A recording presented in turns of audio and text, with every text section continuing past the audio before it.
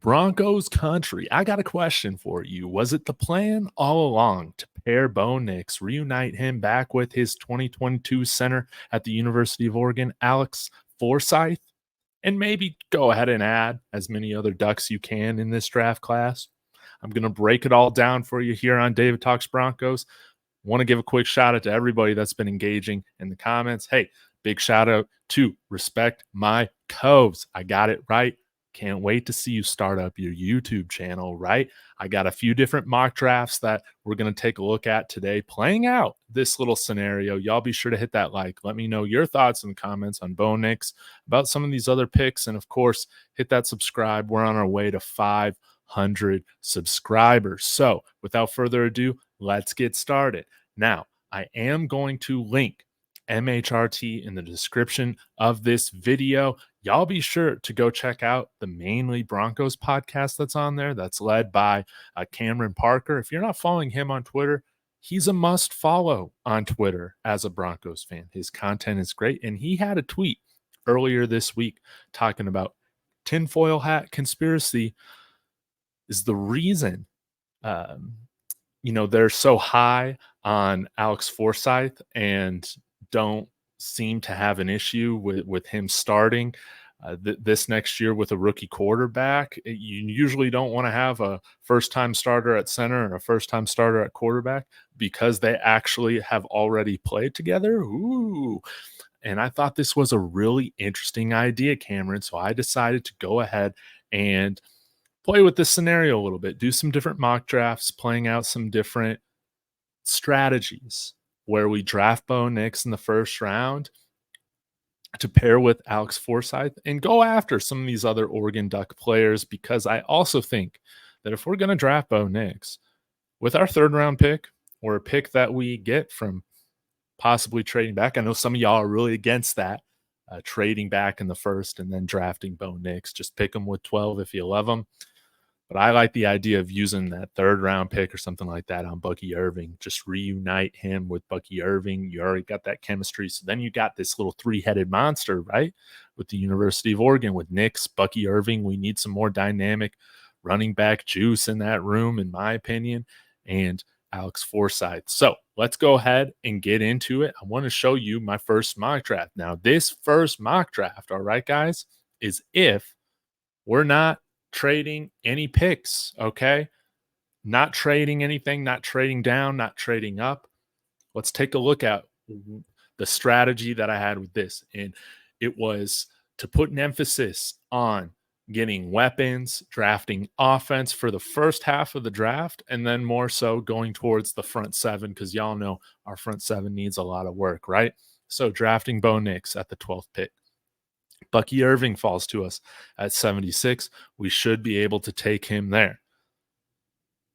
In round 4, going with the developmental tackle, Christian Jones, okay? Say we do want to move off of Garrett Bowles or Mike McGlinchey, develop him as a swing guy. Maybe eventually he can be a starter at one of those tackle positions. And in round 5, you know that we need desperately some juice in the tight end room. I mean, we were all pumped about Greg Dulcich. We know how that's worked out or hasn't worked out, right? A safe bet is always going with Iowa tight ends. Maybe Noah Fant was a little bit overdrafted. Whatever. I don't care. I still think he's an above average tight end in the NFL. Got himself a very nice contract, $21 million over 2 years. Let's get himself. Let's go ahead and get Bo Nix a tight end. Now, with these other 2 round 5 picks, we go with edge, Grayson Murphy, a guy who absolutely tore up my Colorado Buffaloes. We need more guys at the edge room, no doubt. And then in round 5, we're also able to get a tall, lengthy burner, Marcus Rosemead Jackson from the University of Georgia. Round 6, we'll stick with the Georgia connection, Zion Lowe coming in there. And then for our last pick at the end of the 6th round, sticking with the defensive interior. You know, we need bodies there. Hopefully these guys can develop into solid rotational players. Maybe even one of them can develop into a starting level player, right? Wouldn't that be wonderful? Going with Keith Randolph Jr. over from the Big Ten from Illinois. I get a C+, but y'all let me know in the comments. C plus pretty accurate, or does this deserve a better grade or a worse grade? I want to know. Now, here's the second scenario. Okay. And this scenario was trade back as far as you can in the first to draft Bo Nix, because I think that there's a great possibility here, guys, that after JJ McCarthy is taken off the board, that you won't see another quarterback go until the end of the first round. Now, is it going to be at pick 31? I think it's probably going to be a little bit higher, but hey, I only had the Niners offering me a trade for pick 16. So this is what I did. I made a trade with Seattle to get their third and fourth round pick for them to move up 4 spots. Y'all let me know if that wasn't enough return. I could have gotten their second as well, but I thought that was a little unfair. And then for the Niners, though, to move up, say 15 spots or so, they give me their second, their third, and then a third and a fourth next year because, guys, we need more capital. I got 12 picks in this draft, and then we'll have 9 going into next year. Who knows if we'll get some compensatory picks, right? So we could have 10 picks, 11 picks next year. Wouldn't that be really nice? But 12 picks, that's my sweet spot, ideally, with how I'd want the Broncos to go after this draft. 12 picks. We need to get an injection of young talent here. So we're able to select Bo Nix at pick 31, give him that 5th-year option, the all-important 5th-year option. That's great. Pick 63, going with Trevondre Sweat to buff up that defensive interior. Wouldn't that be fun? Then at pick 76, Bucky Irving. Now, I did want to go after Kyrie Jackson with my 63rd pick, cornerback from University of Oregon, who's like 6'3", really good. But he was picked at pick 62 in this draft. It sucked. But then, okay, wide receiver time. Get another weapon for Bo Nix. Javon Baker out of UCF. Could he be our next Brandon Marshall? In the 3rd round, Eric All. They gave me an F because I reached on this a little bit, but hey, I was drafting for need. It might be a little taboo, but I want to get weapons. Halfback, wide receiver, tight end, all for Bo Nix, okay? Then in round 4, going with Michael Hall Jr., buff up that interior defensive line, going with a 6-foot or 6'2" corner and Cam Hart in the 4th round.